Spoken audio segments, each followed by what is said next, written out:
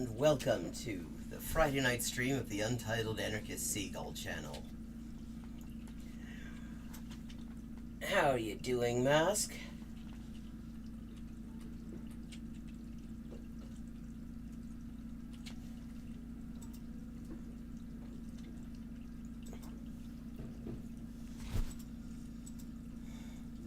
Oh, pretty good too. I have to say, I'm fascinated by this election strategy that Democrats have. This whole charm offensive, where they just sort of come out and go, just fucking vote for us, you miserable pleb pieces of shit. I mean, if that doesn't win people over, I don't know what will.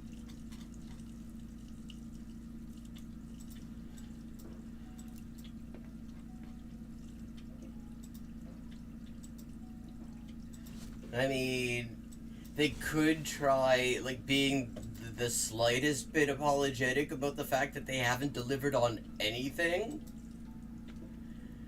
Even the things that they said were I think, I'm actually really uncertain, because there's some things about this that immediately scream Japan, but other things very much don't. And that house number, the way that house number was on there, makes me feel like this is possibly Germany.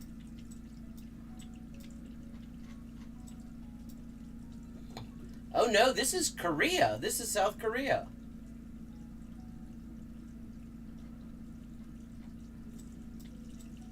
Okay.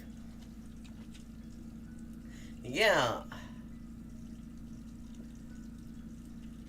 Yeah, there's Hangul, Chosongul, depending on which variant of Korean you're speaking. Although it's quite blurry. It looks like bespoke. Okay, it seems like we're in a fairly rural part of South Korea.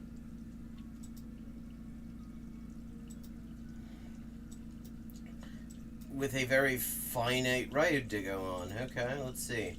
Let's try going in the... okay, skip that. We've already done that. Go this way and see if we get anything.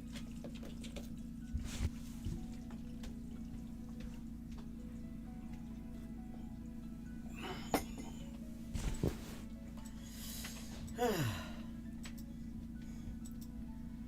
mean, there was this thread on Twitter that from some Ohio Democrat, Shannon something, who lost at state level, if I remember correctly, to a Marvel movie villain, and decided that the best thing for it was to go on Twitter and Kumson LPG Kumson, could that be? I mean, that could be a place name, but it doesn't have to be. 조방신 그점은. And she thought the best thing to do was to see if she could be a bigger meme than Barbecue Becky by just fucking screaming at everybody. Okay, we got a main street. Now we can see what part of Namchoson are we in.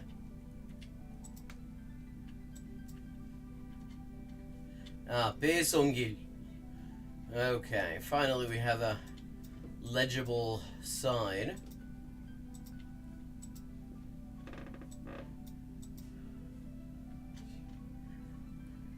Say, grow up, stop expecting things from people. 하동 원광 리니집 원불교. Oh, wait a second, that's pretty official. Let's see if we can...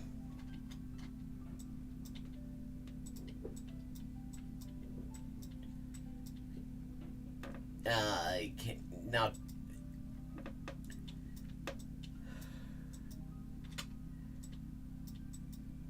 Well, there's a fun thing to know about Korean geography, which is that you can't use Google Maps directions in South Korea, because South Korea had specific things they wanted to censor out of the maps if they were going to release their official GIS data. And Google didn't want to censor everything that South Korea wanted censored. So they had to use inferior proprietary GIS data from another source. Hadong-gun. Okay, we are in Hadong County. 어딘지 모른데. I have no idea where Hadong is. 이토세원네. Taehan Green. Okay, let's see. Well, let's see if we just get lucky looking at...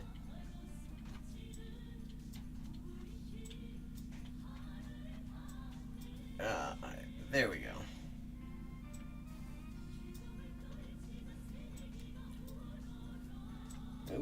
Oh, Hadong! Hadong! We've got it! 상정길, 명사길, 명동길.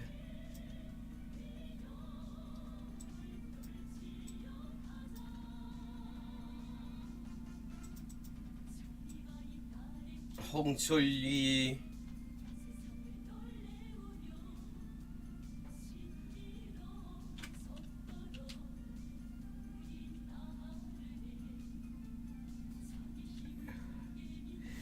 Hola, Nueva Jaguara, ¿cómo estáis?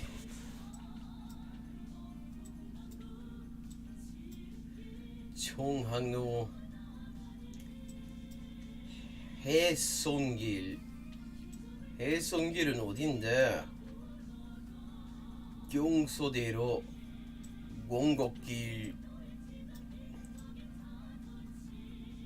남산. Wait a second, it was like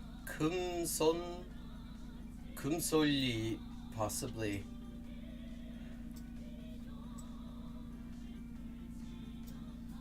정정리, 워룬리, 고하리. Oh, hold on. 구룡, 섬진강.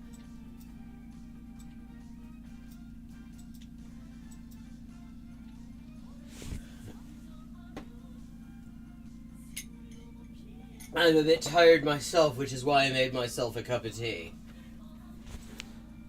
Okay. Hadong.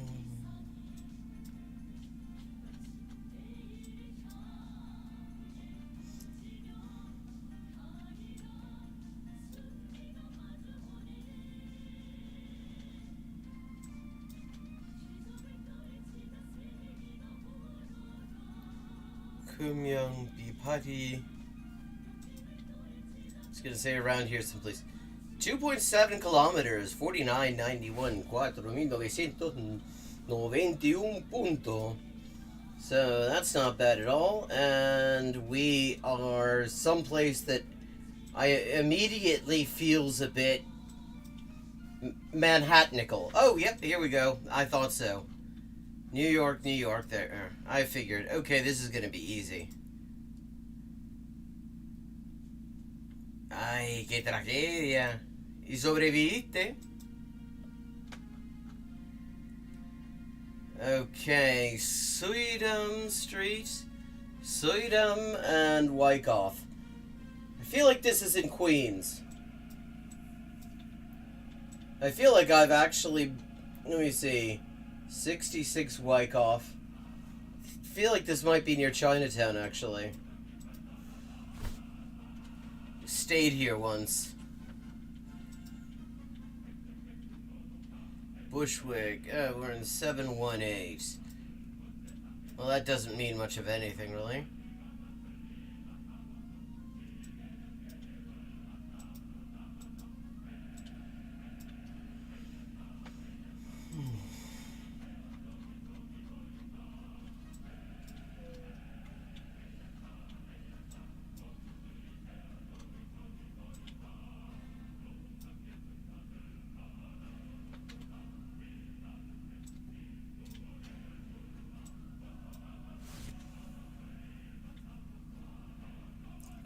Holly, Kisna, Station, Depot, Parsons.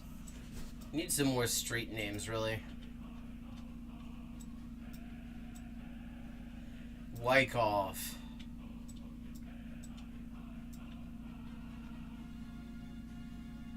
Bayside, Queensboro Electrical. Okay, that's consistent with it being in Queens. Sí, menos mal, po. Laundromat. Hart and Wyckoff.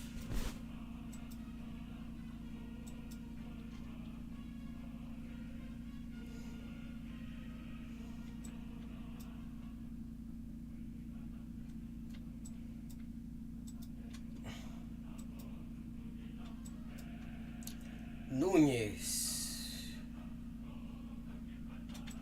Oh, subway. Okay, what station? Actually,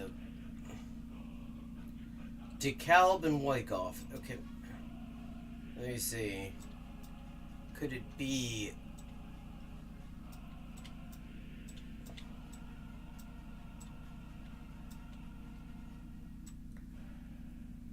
Let's see. Astoria...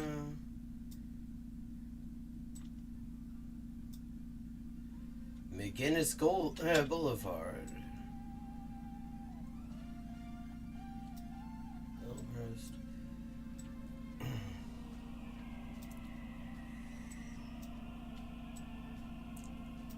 See, usually they just drop me in Midtown Manhattan and it's easy because everything's fucking numbered. This is a bit more complicated. I have actual street names. Parsons, Kew Gardens, Hillside, Myrtle, Atlantic, Liberty, Sutphin,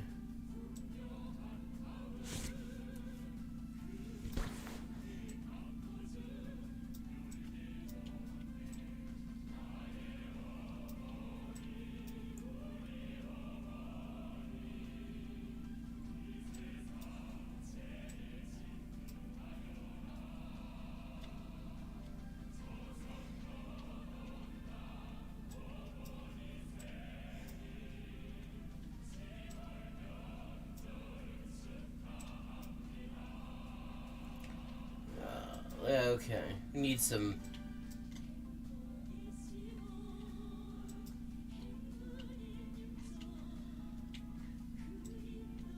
better indicators, because the fact that it's on the MTA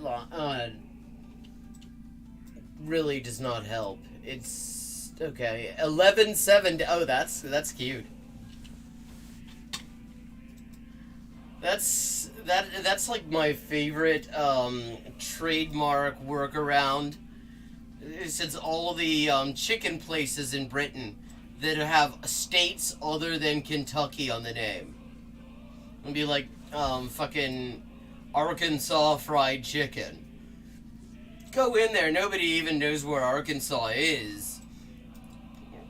They just decided to stick with the tried and true model of U.S. state plus fried chicken in the name. Bushwick. Yeah, that could be Brooklyn. Wait, Bushwick, Wyckoff. Yay, thank you. Well spotted. Okay, we got Wyckoff, Flushing, Wyckoff and Flushing.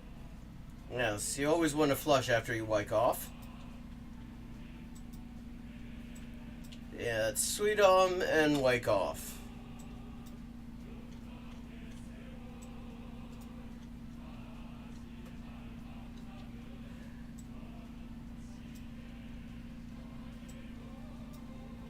Bushwick, Wyckoff.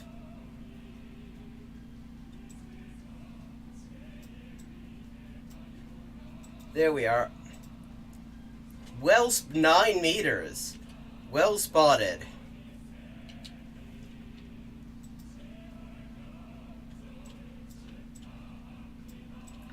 San Carlos, someplace in San Carlos in Ecuador.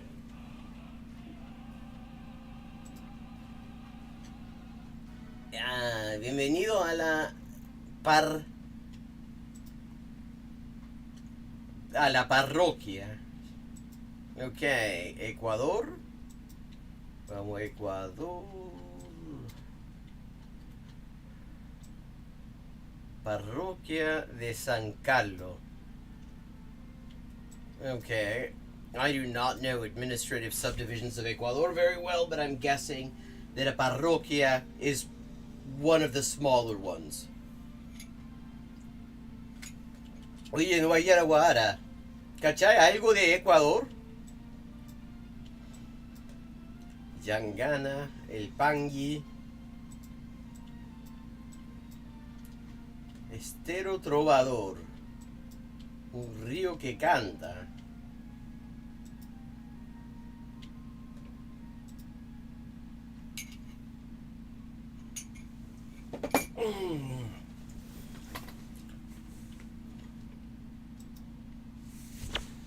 Probably just sort of a general St. Charles.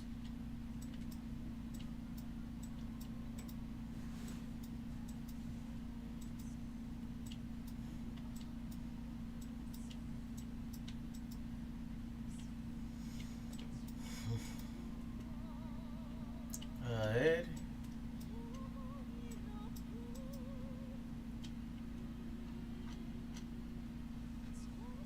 La parroquia de San Carlos. Carajo, está la wea. Oh, hold on. Ángel Rivero, asambleísta, votó 35. Okay, so election propaganda is potentially helpful. More asambleísta.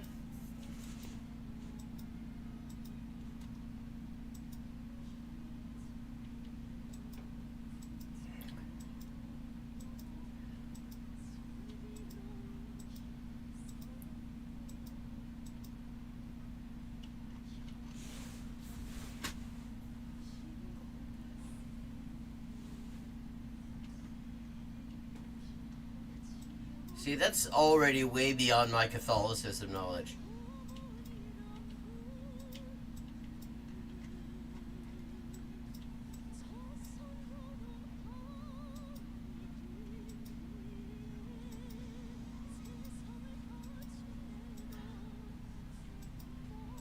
All I know is that they go to Bunkrana in the summers and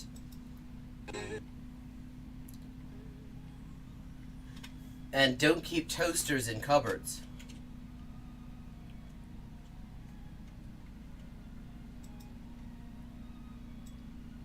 Zumba.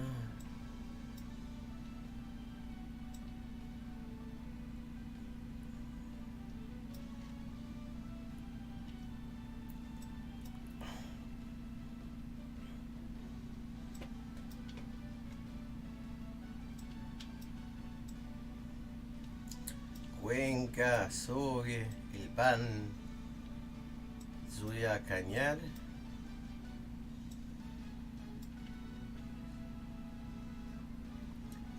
Manuel Calle. De ese weón no se puede decir que tiene cero calle. Ese weón sí que tiene calle. Ok, Guayas. Chimborazo. Guayas, ahí está. San Juan.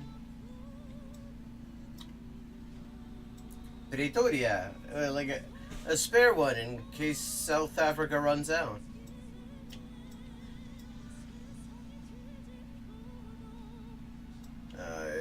Sánchez Pajonal, Jejen,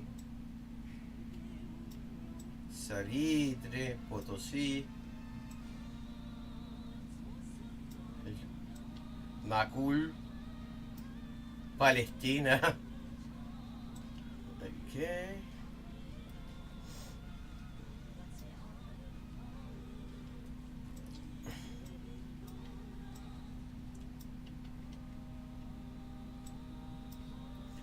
Okay.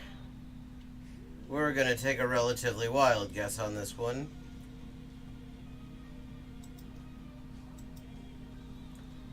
114 kilometers off. 46.33, not too bad. Speaking of Pretoria Mask,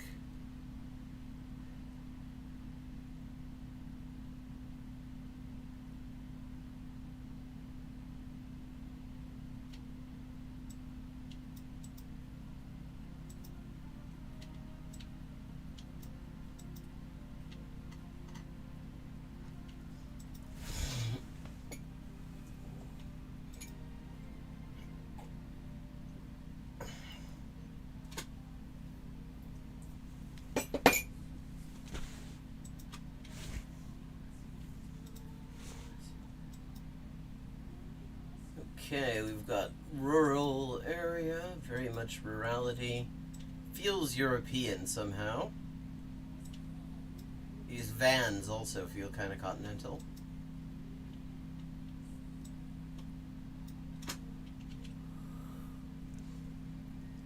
Oh, yes, I saw that. Yeah. Yeah, and he's backing out of it because his shares tanked that he was going to use to make the purchase. Because yeah. Svate Barabare. Okay, we are in someplace Slavic speaking. Pekarna Edi. Okay, that looks like that's Czech. Fairly certain.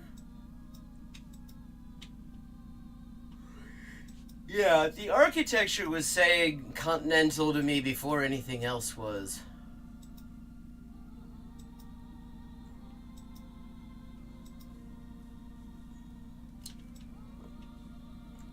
Jesus.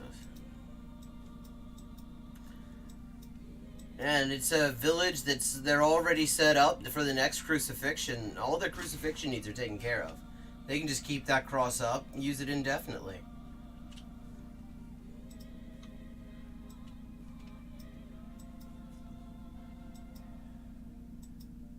All you have to do is hose it off after.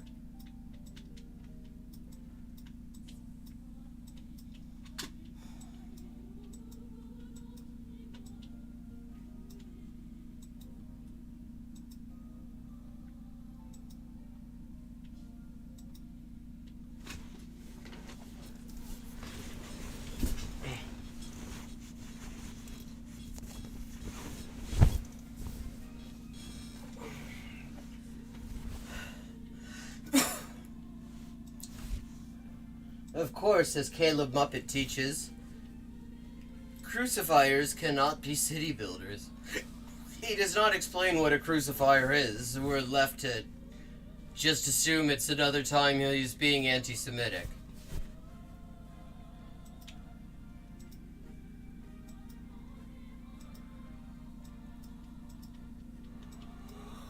Okay.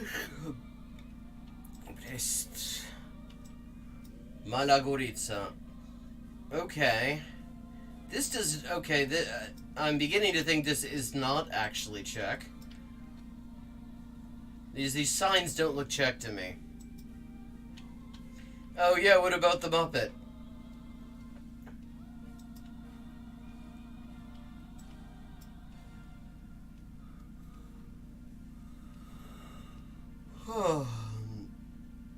I mean, could it be Slovakia as a possibility, I guess?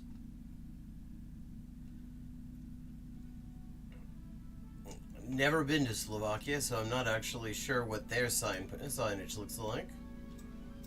Mala Gorica.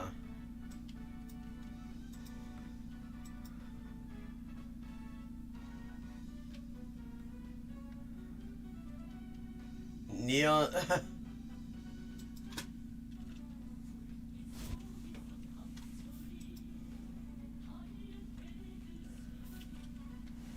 Apparently, HBO has decided to do a documentary called The Anarchists. And, okay, if you haven't heard about this, just try to imagine the worst possible theme that could be. Hrvatska, we are in Croatia. Imagine the worst possible angle for that.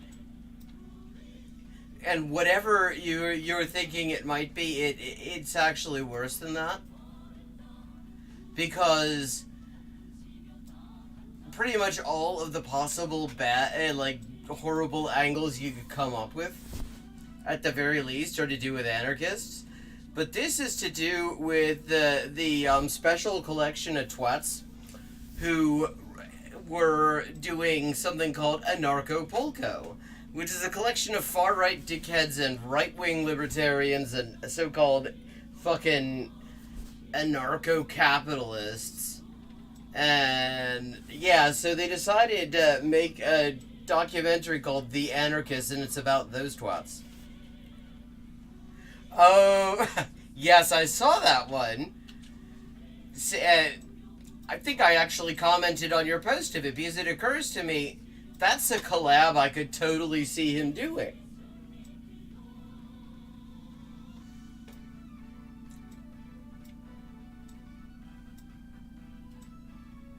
Malagorica Korenica.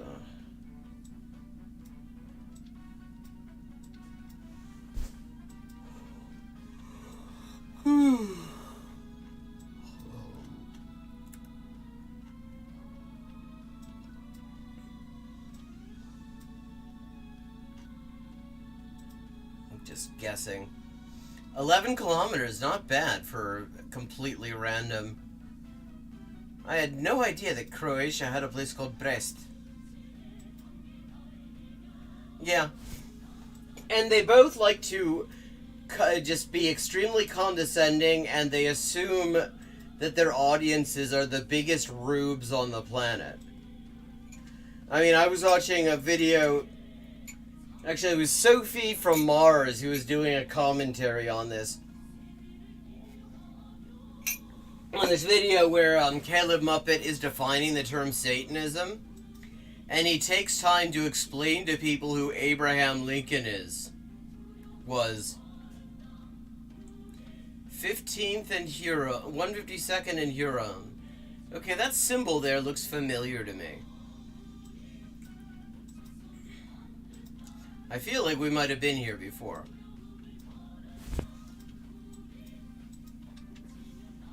Could be Michigan.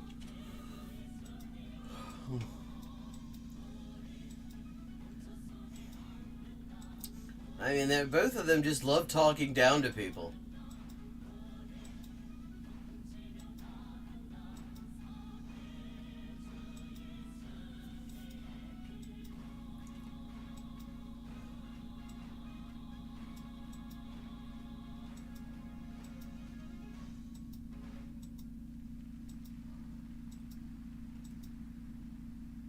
Yeah, we are in the U.S. I already had figured that. I feel like this is Michigan.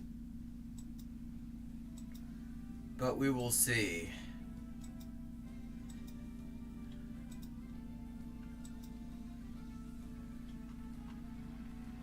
Huron Street West.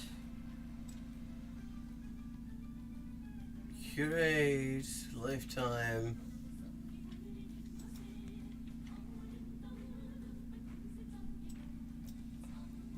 $844.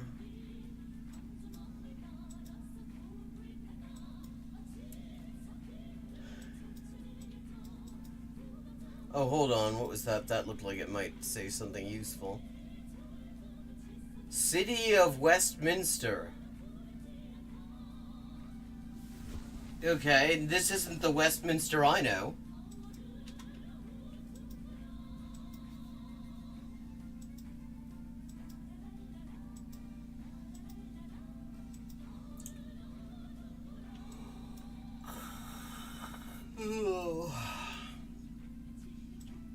This is Sephora. Well, give me an interstate or something.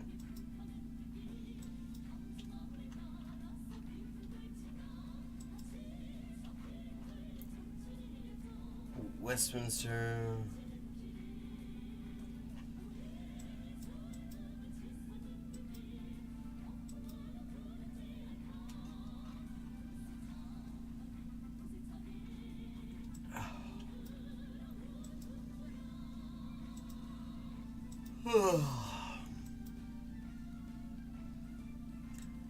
Yeah, but Huron feels Michiganian. Michiganical. Michiganked.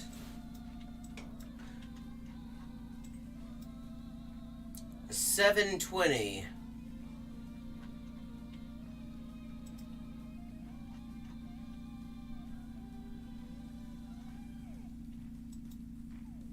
That's when you're 3 months late to smoke weed.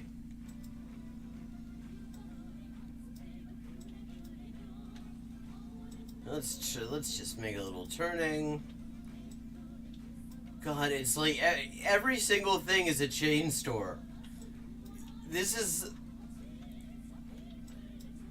makes it extremely difficult to figure out where the hell anything is. The fact that like everybody's got the exact same fucking stores.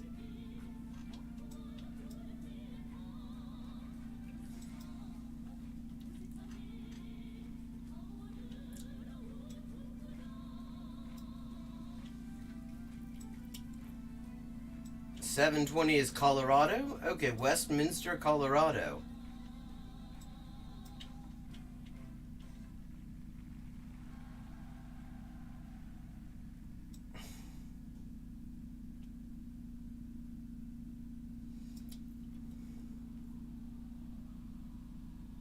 Westminster.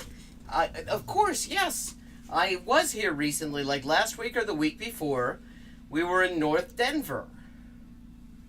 Fucking hell, okay. I knew something about that looked familiar.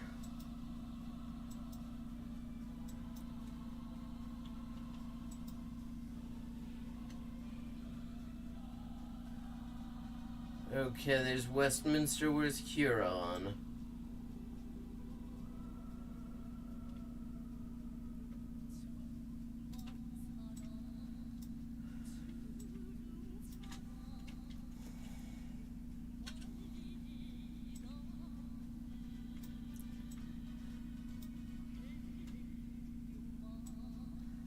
Tennyson, Harlan,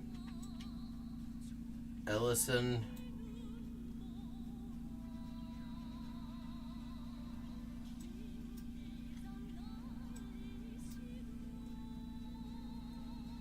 Cottonwood, Sherrilwood, 84th. It's actually like 130 something, I feel like. 90th. 112th.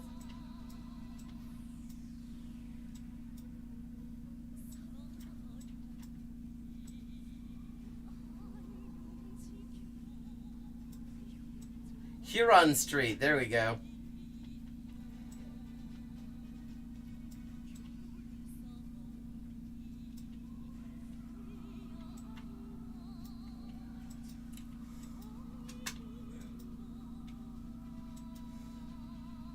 Well, I wasn't too far off when I said 720 is when you're 3 months late to smoke weed. I mean, I like to think that there was sort of a vague implication of Colorado in there.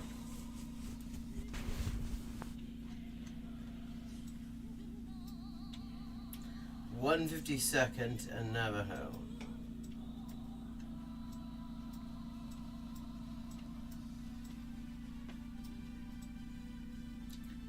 There we go.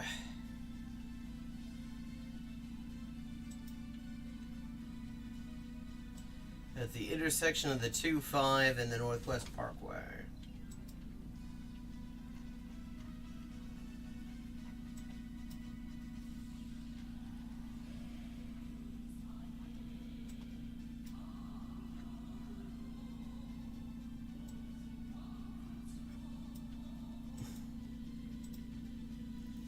$460 meters. 24,585. Not bad at all.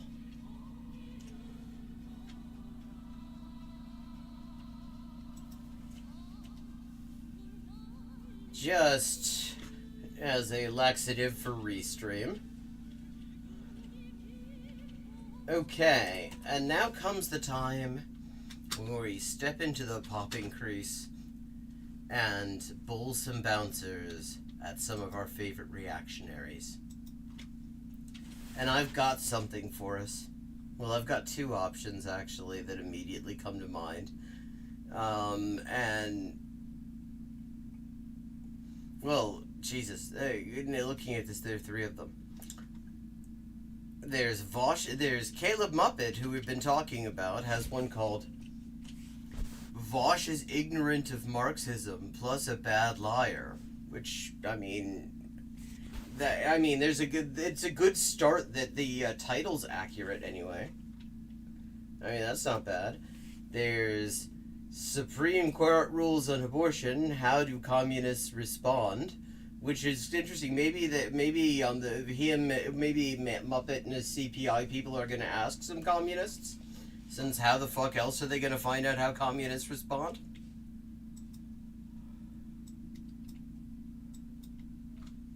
Why do I care so much what people think?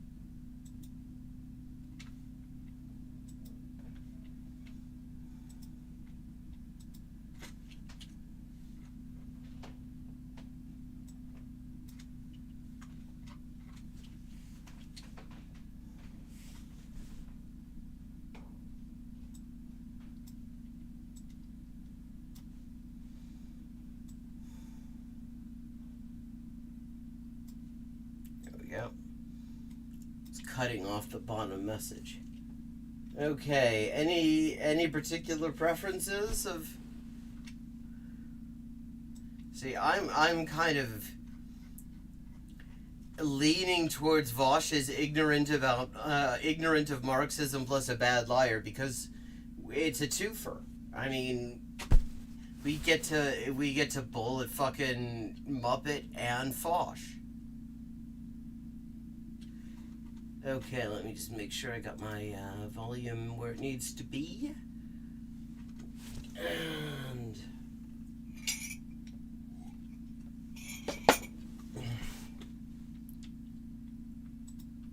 benefits from that. But I think...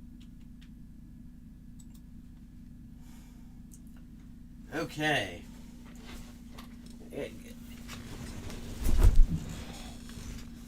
All he's missing is a solo topi with this outfit and that globe there.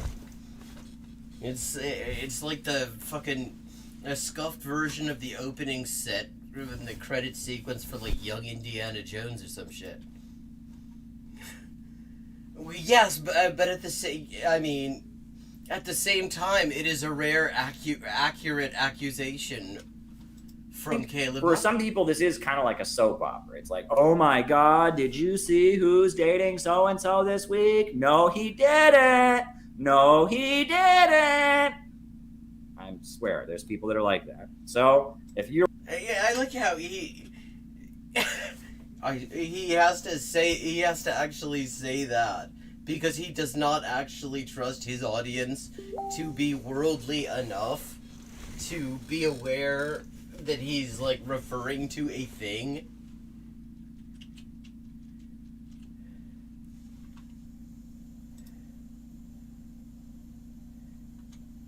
For the stranger among them had a big iron on his hip. You're one of those people, this next little bit is for you.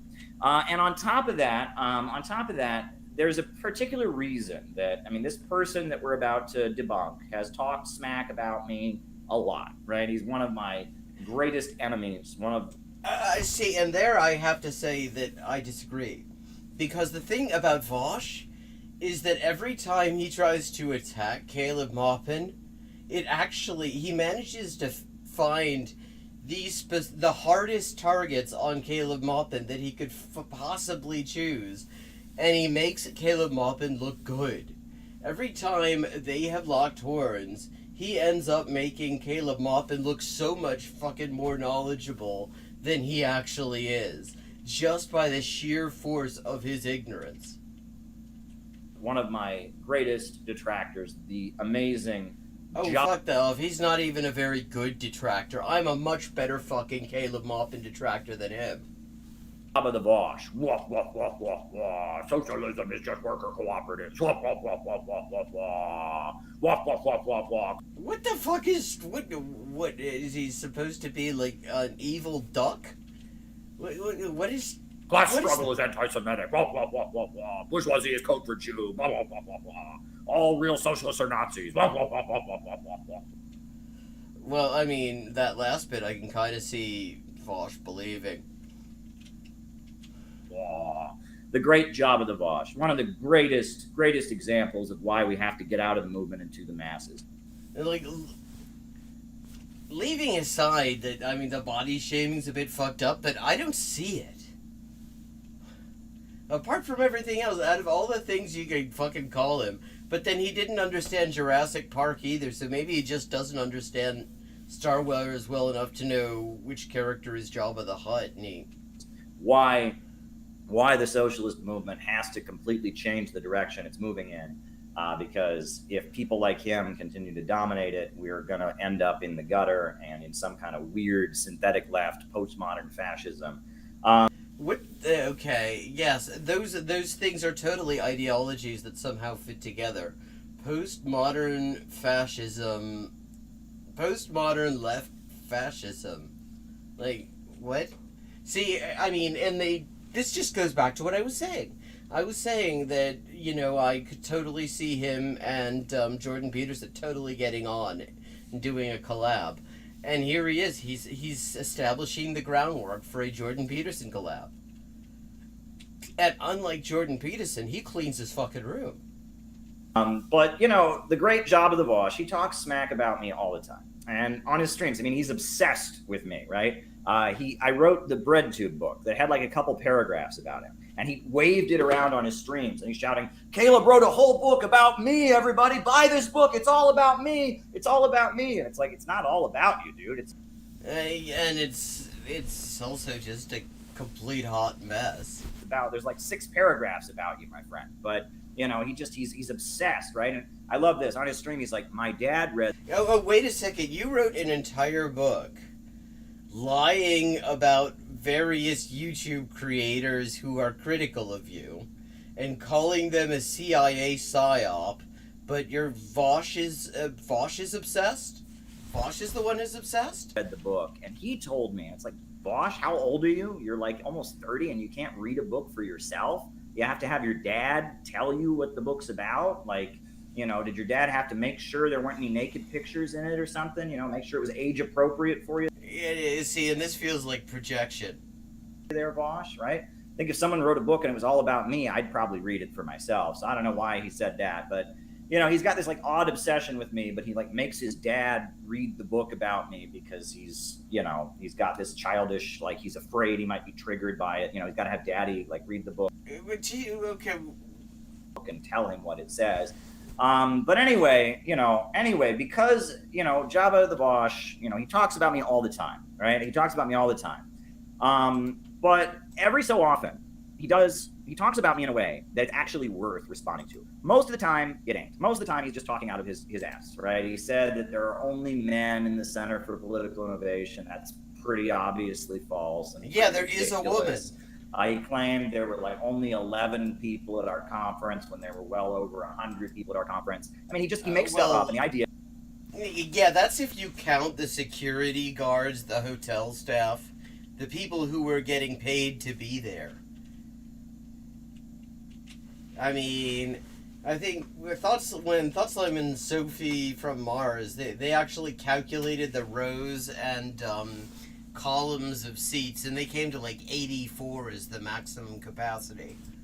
Yeah, and I swear, every time Vosh talks about me, which is pretty frequently this guy talks about me. Every time I get like 6 like Twitter people, these random Twitter accounts with like 3 followers message me and they're like, did you hear what Vosh says about me? I swear, this is Vosh's public relations team, right? The idea is to get him more publicity, to get his name in the algorithms more. He's got like a troll farm of like, you know, people that are getting paid minimum wage that then like try. Yeah, see, the thing is, the fucked up thing about Vosh is he has a troll farm who will do that for free.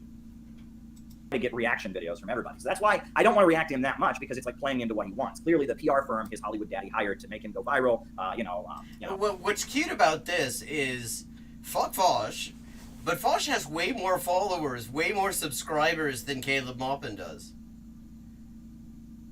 I mean, he does not need, like, the fucking Caleb bump.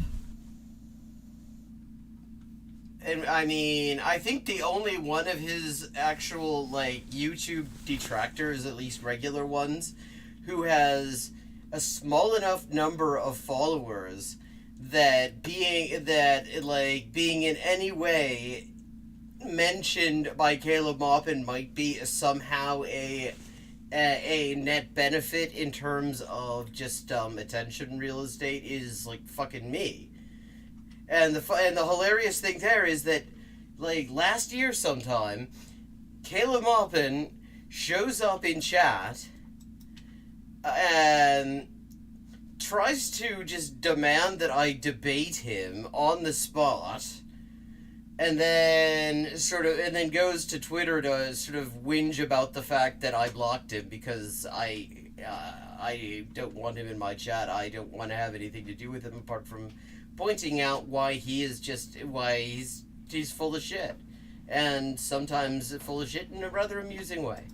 They clearly want us to be talking about Vosh. Well, this is one of those times where we're going to do what Vosh wants us to do, and we're going to talk about Vosh. As much as it sickens us, and I mean, he'll have to have his dad watch it, so his dad is probably watching right now. We love you, Mr. Kaczynski. I'm sorry you had to have an embarrassing fail son that the whole world is laughing at. You know, Mr. Kaczynski's watching and taking notes to tell little Java. But we are going to have to debunk one of these videos. The reason we're going to debunk this is because every so often, Vosh goes so far off the deep end and says things that are so wildly inaccurate, you need to highlight them. Because, look... Okay, so this is like... Last I checked, that was kind of everything Vosh says.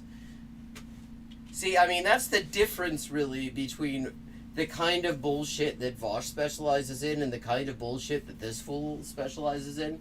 Because Caleb Maupin's thing is, he will say 10 sentences, and 9 of them are sort of kind of unobjectionable, reasonably accurate, just statements of kind of basic leftist things. And then the 10th one, which is supposedly the conclusion out of all of this, is some fucked up fash bullshit. Vosh, on the other hand, will say 10 sentences, and 9 of them will make absolutely no sense. And then one of them, the conclusion, has sort of a blindfolded darts ratio of being kind of on the money, but usually not. We all know, it's a widely understood thing that they say, the best lies contain a grain of truth. You ever heard that? The best lies contain a grain of truth. Yeah, right? This is something that Caleb Maupin has totally taken to heart. If you read his books, this is what he does. He will like, it was just literally what I was just saying. He will take, like, a couple of paragraph after paragraph that is just listings of fairly accurate statements of historical facts, not connected in any way. He lets your brain work out what the connection is. And then he'll come up with a fucking ridiculous bullshit conclusion, but you're so used to each of these otherwise unobjectionable statements that your brain doesn't necessarily, unless you're actually kind of tuned in to the likelihood of bullshit coming, you will just kind of let it go past.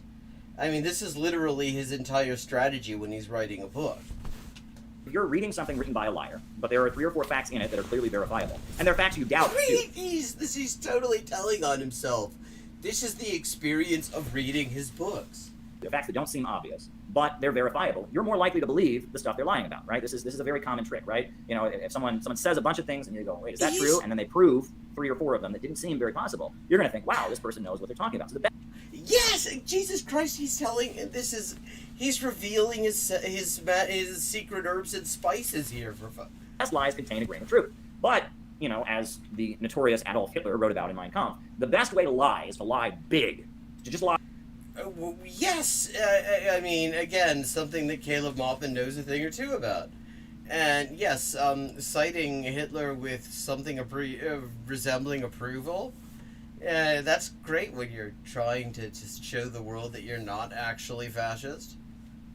Big, to say things that are just so untrue that people find it hard to believe that you could possibly lie that much, right? Because everyone tells a little lie in their life. You know, they're late to work and they say, "Oh, my alarm didn't go off," and actually they were being lazy, or or they, I mean, people lie, right? People lie, right? They cover up, whatever. They pick their nose in the bathroom, or they didn't brush their teeth that morning, or people lie.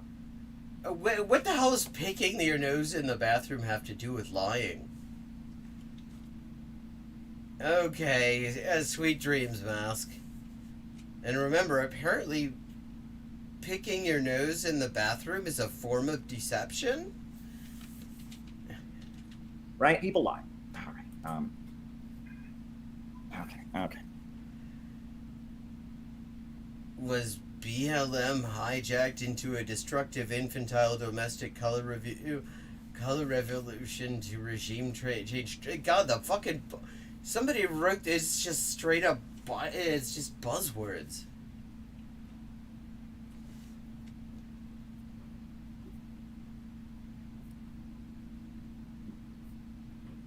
Wrote it down.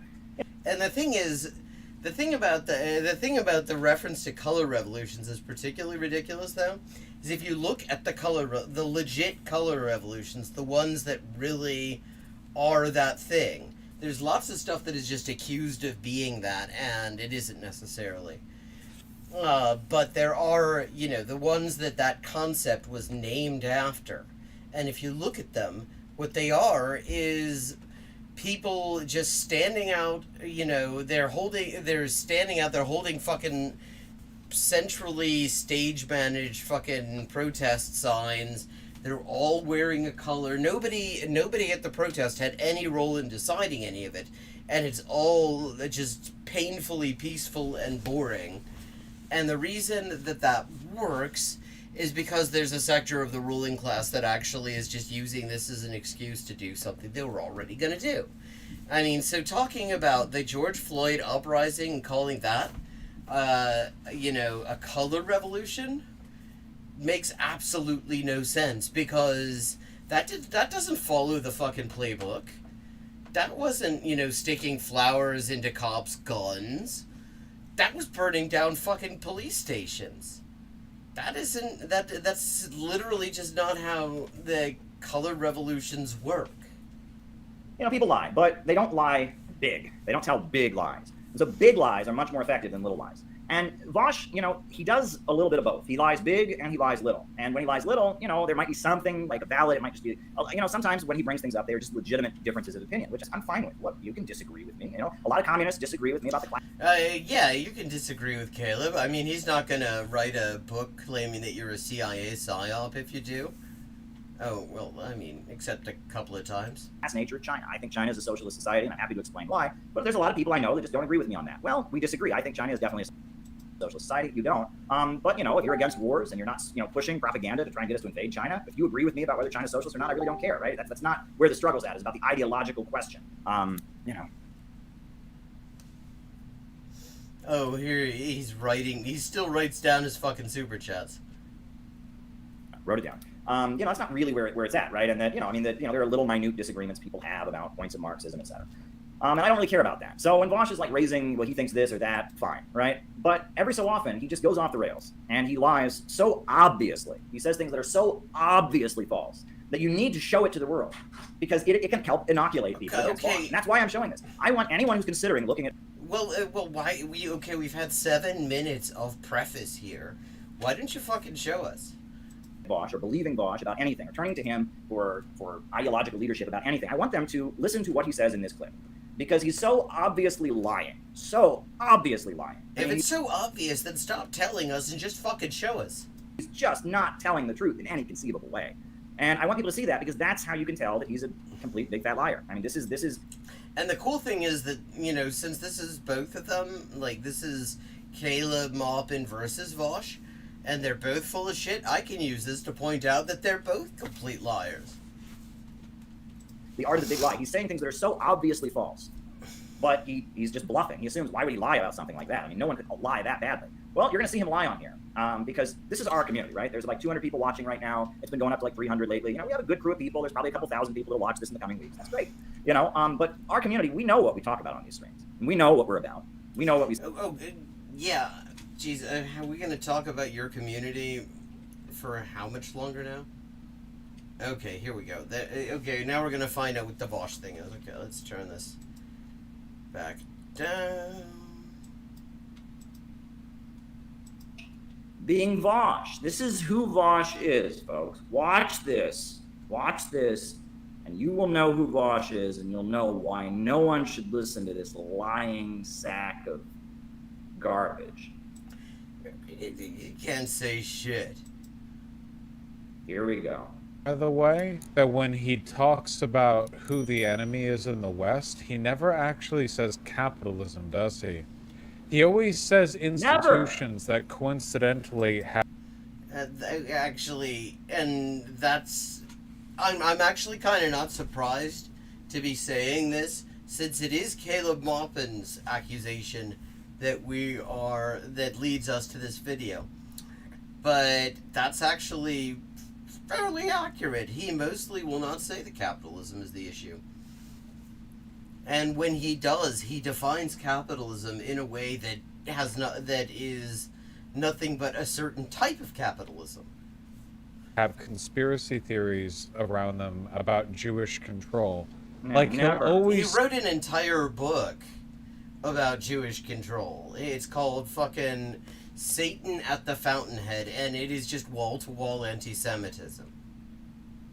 Say the bankers, or Wall Street, or the elite, or the Pentagon, or. The Pentagon does not actually fit the rest of those. That's just the. I mean, yes, there are conspiracy theories around it, but actually, when you talk about specifically anti-Semitic conspiracy theories, that's a lot more the elite, the bankers, Washington. But he never says, like, no, again, there's nothing inherently wrong with saying any of those things on their own. The issue is that I've heard him talk for quite a while, and I almost... See, this is really just true to the standard pattern with Vosh when he's having a go at somebody reactionary, especially Caleb Maupin, that he somehow manages to find the bits that will do him no harm to expose them. Almost never hear him say capitalism.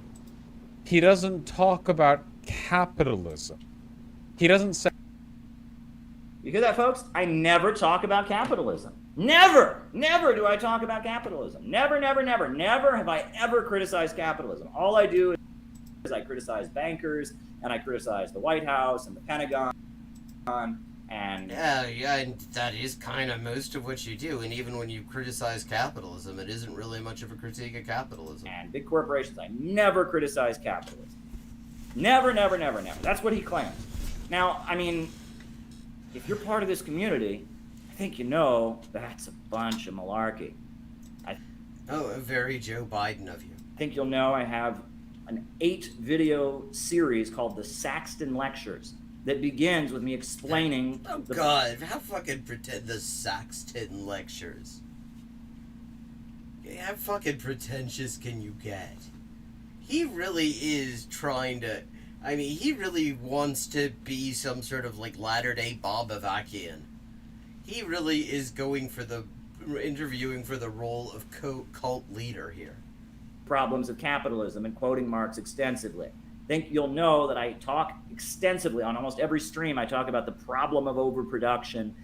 Well, except for that time that you called Thought Slime a Malthusian for mentioning the problem of overproduction capitalism. Tendency of the falling rate of profit.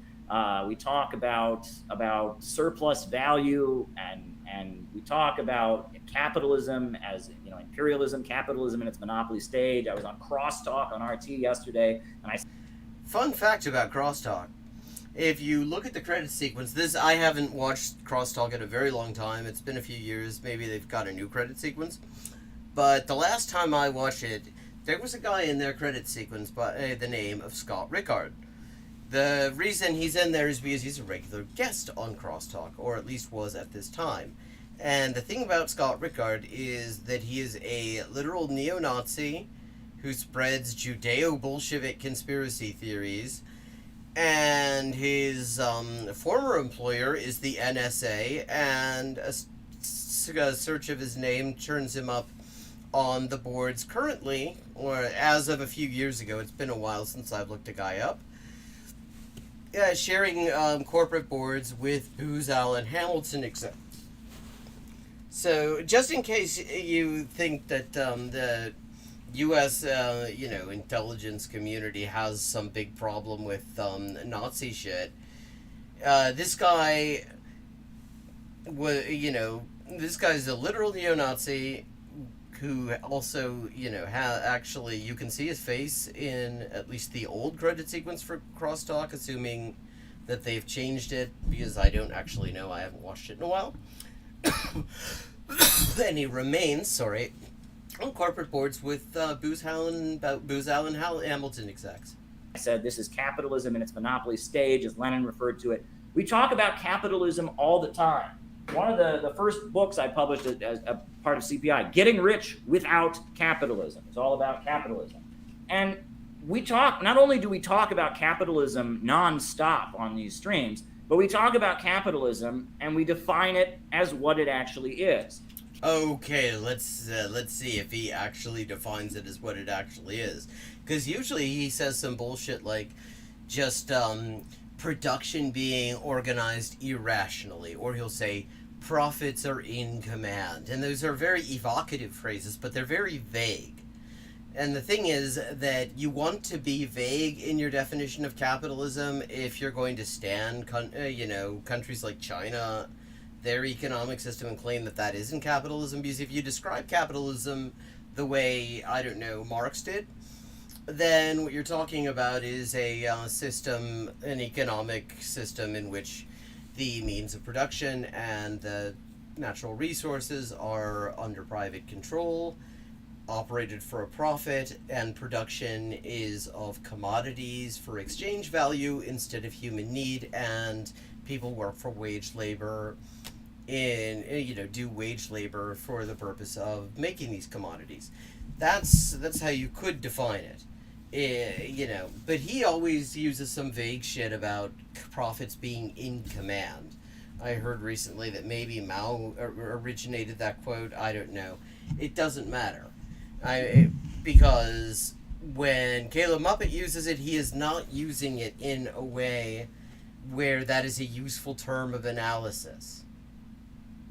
Saying that profits are in command or not in command, there gives you a lot of leeway to have a capitalist system where he can say, oh, well, profits aren't in command here. The thing about China is, yeah, it's a capitalist system, but on the other hand, because so much of it is owned by the state, and the state can take losses much better than private capitalists can, what we're seeing actually in the difference in COVID approaches is that China is able to take the long view. And the long view, of course, says that it's probably not a great thing to let a significant percentage of your population be preventively disabled by COVID. Whereas in the U.S., capitalists are so obsessed with just they consider the next quarter long-term planning. And so the idea that maybe letting an airborne pandemic that, if it doesn't kill you, fucks up your brain, immune system, digestive system, musculoskeletal system, and your kid's liver, it might in the long term be a really bad idea. They don't care because all they care about is next quarter's profits.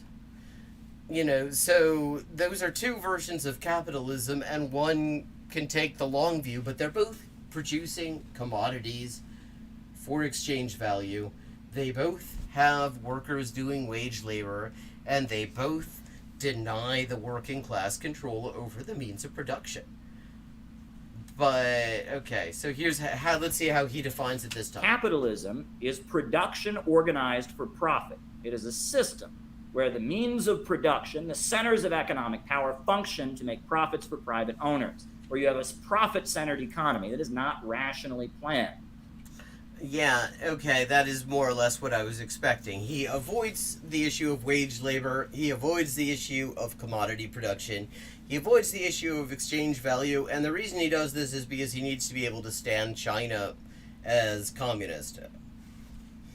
And Vosh does not oppose capitalism because he just believes in worker cooperatives, which... And really, he doesn't even believe in that very much. I mean, every time he actually tries to set down what he believes, economically speaking, it gets more just straight up neoliberal. would still be profit-oriented, right? And that is one of my biggest critiques of the breadtube community, is that they don't really oppose capitalism. Except, okay, see what he did there. This is an example of the taking, an accurate statement and then using that to wrap your lie in. Because it's true that Vosh takes this sort of tepid neoliberal bullshit view of, what the goal of, what socialism is. That's true. Much like Caleb Maupin's actual stated goals, when he gets concrete about what he wants to do, what he wants to see in the U.S., it's just pissweak social democratic bullshit. But, with anti-Semitism mixed in, because why not?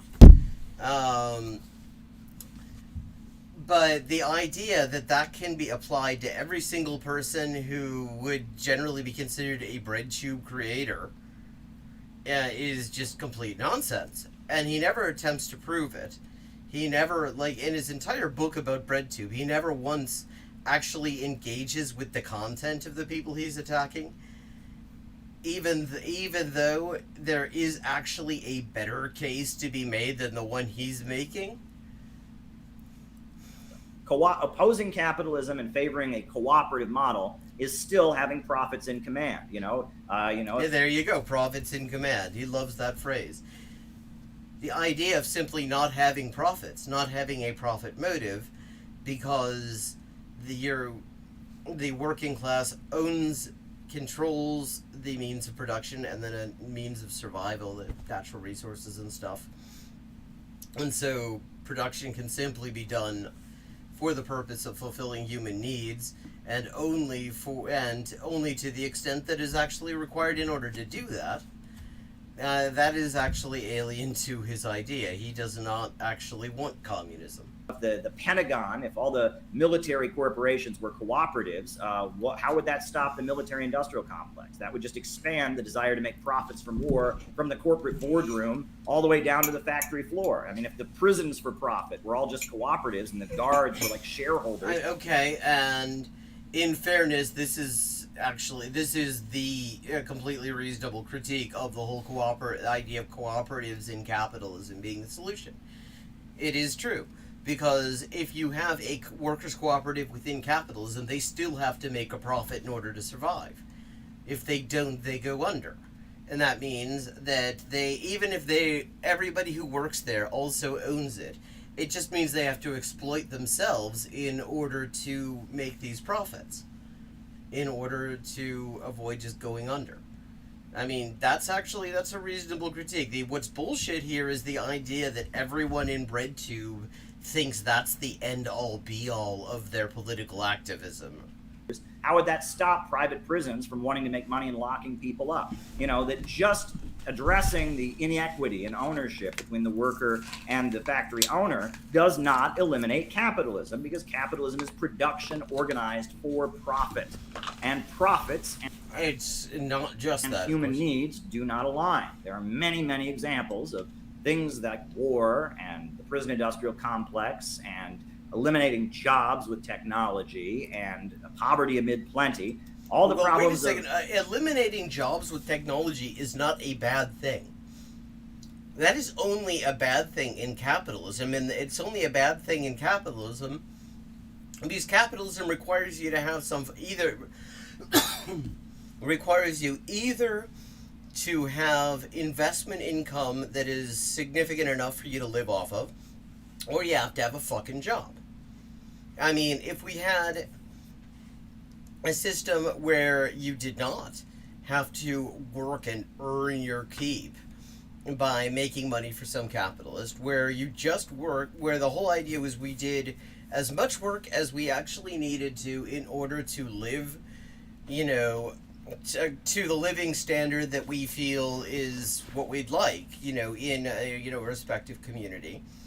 If we're just working that much, and you come up with a technology that allows us to cut our working hours, you'd fucking celebrate. It would be great. Because that would simply mean you could reach that production set point sooner. I mean, eliminating jobs due to technology is only bad because unemployment is bad in capitalism because it leaves you with no source of income. If you take that away, if unemployment does not mean you lose a source of income and you're no longer have a way to survive, then it's actually a wonderful thing if your job gets eliminated by technology. A society where the means of production are organized to make profits not being addressed because you just have a worker cooperative. So Vosh isn't really a socialist. He's not really a socialist. Well, no, he's not, but neither is Caleb Moffat is the thing. He doesn't oppose production for profit. And every night on these streams, we rant and rave against what Karl Marx said that capitalism is: production organized for profit.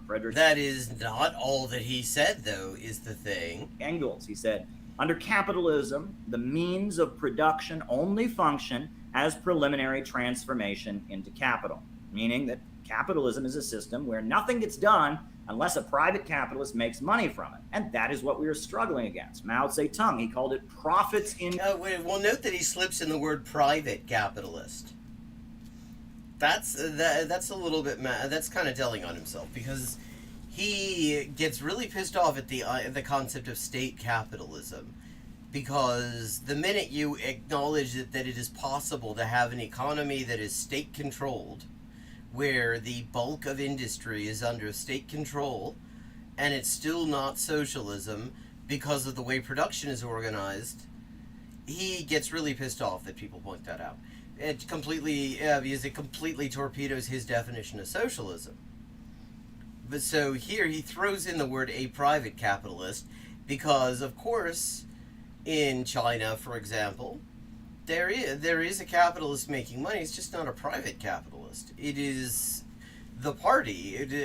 It's the Communist Party of China, and their bureaucratic class, whose remuneration is taken from the same revenue streams as worker compensation is. So they remain just like private capitalists in a direct mathematical conflict of interest with workers. In command. That's what capitalism is. I actually oppose it, and he doesn't. Neither of them do. He wants to, he wants employees to get, instead of a wage, he just wants them to get a stock bonus or a stock dividend. He wants the employees to be co-owners, but he doesn't actually oppose capitalism. And it's interesting because he's complaining, he alleges that I never criticize capitalism as an economic system, which I do. Well, he claims to. But he's very careful not to define capitalism in a particularly comprehensive way. He always leaves a few outs because the systems he's happy to defend have really key characteristics of capitalism in them. And then he's saying, and he's claiming that I criticize the White House, I do criticize the Pentagon, I do criticize, the big corporations, etc. Well, the thing is, Vosh is projecting, because that's the mirror image of what he does. He just vaguely criticizes capitalism and tells you have to believe Big Pharma about the vaccines, and tells you have... Wait. What? Okay, I did not have... Caleb Maupin comes out as an anti-vaxxer on my bingo card.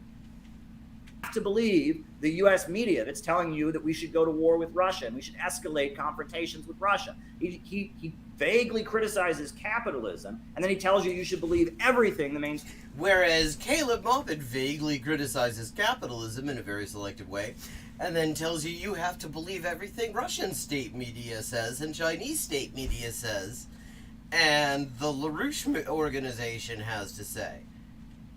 Media says about China. He vaguely criticizes capitalism while he says that the FBI are good and that the reason we need to dump Trump is he's disrespecting our great FBI. While he tells you to turn your family members into the FBI if they're involved in QAnon, he just criticizes this vague concept of capitalism, which is... I mean, that just sounds like wasting the FBI's time, really.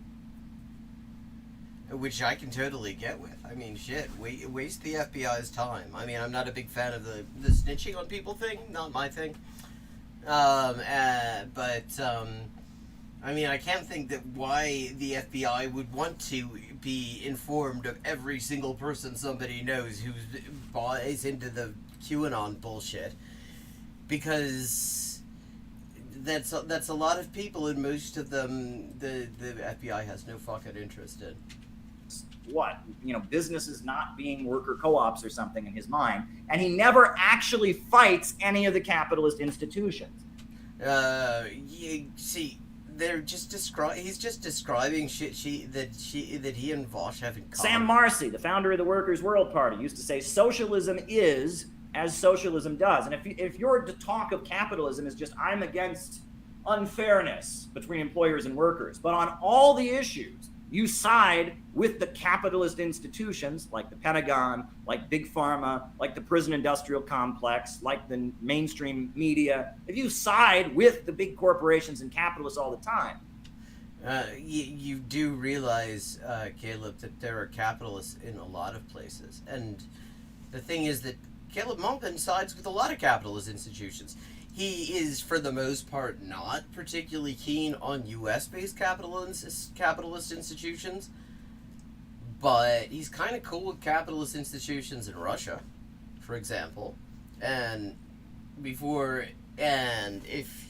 he should decide, since he has taken an interest in me previously, if he should happen to see that, let me just say, yeah, fuck going to war with Russia. Fuck sending weapons to Ukrainian fascists, and fuck this idea that joining the army of a right-wing regime that is systematically banning its political opposition is some kind of anarchism. That's not joining the army is not doing an anarchism. That's bullshit. So yeah.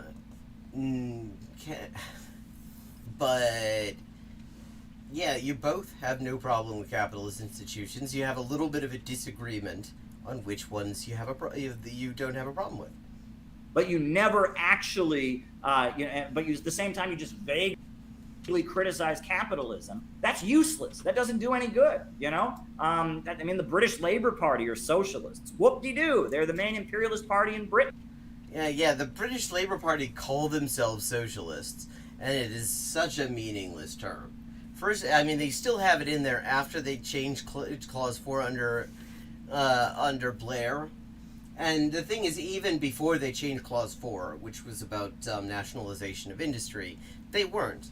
I mean, in fact, the actually post-war British economic policy is as good an example as you can get of this this idea that the state controlling major segments of the economy is not socialism, because the state controlled all sorts of stuff in post-war Britain.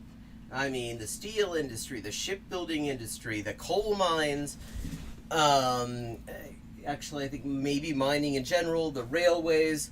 There was a whole lot of industry that was state controlled. Does that make Britain socialist? Well, Tories would claim that. A lot of, Labour Party dickheads would claim that as well. But no, it's just capitalism with state intervention. That's all it fucking is. That's all it ever was. And it's not. Socialism is not just because the government does things. Right? And that he's got it all wrong. Right? What if I didn't criticize capitalism? Well, you don't really. What if I didn't? What if I never mentioned capitalism, but I was on here ranting against the Pentagon, ranting against Big Pharma, ranting about crimes against working people? Would that be better or worse than some guy who sits on there and says, yeah, Russia's evil, man, we need to have a war with them? Well, I mean, honestly, I think it's as bad. I think that they both promote reactionary politics and de-radicalize leftists or, prospective leftists in their own ways. They both turn people in bad directions that really are not productive, conducive to any kind of revolutionary organizing. In that sense, I think one is as bad as the other, honestly. That's not Bosch. Yeah, Russia is evil. We need to have a war with them. Believe Big Pharma. Turn your neighbors into the FBI. Oh, but I vaguely capitalism bad. Capitalism bad, right? It is completely useless to criticize capitalism if it is not involved in any actual confrontation with the capitalist power structure. Well, yeah, what actual confrontation with the capitalist power structure are you engaged in, my dude? So even if he was right in what he was saying about me, it would still be a bullshit criticism. This is utopian, this is Socialism, Utopian, and Scientific by Friedrich Engels, a book I can guarantee Friedrich, der heißt Friedrich, du Arsch. you he's never read, because it talks about all the things he doesn't know about, like... Whereas Caleb Maupin has definitely read it. I've seen him quoted at length. But it is not at all clear that he understood a word. You know, like overproduction, like the tendency of the falling rate of profit, like, you know, because he's actually literally accused people who point out that overproduction is the thing that exists in capitalism of being Malthusians. Capitalism leading to poverty amid abundance. All the things he never talks about are discussed in that thing, and it talks about how we need production upon a predetermined plan, etc. But in that book, it makes a clear distinction against what he calls utopian socialism, this vague idea that we need a more moral and ethical society, and scientific socialism that is about organizing the broad masses of people, the working class, against the private owners of capital, those who own the banks. Banks, he said banks. Those who own the factories. Oh my God, factory owners. Against those who run the... Oh my God, factory owners? The state and the Pentagon, right? See, okay, Socialism, Utopian, and Scientific, is the text that he used in the most embarrassingly dishonest thing that he's ever done that I've seen. Because after accusing Thought Slime of being a Malthusian for acknowledging that there's overproduction in capitalism, he turned around and used Socialism, Utopian, and Scientific to say, see, none of these people are actually telling you like it is when it comes to their critique of capitalism, because they don't acknowledge overproduction in capitalism. He is so comprehensively full of shit. Okay, and with that, we are rounding up on 1 a.m. It is time for me to call it a night. I will be back tomorrow night at 11:30. Thank you to everyone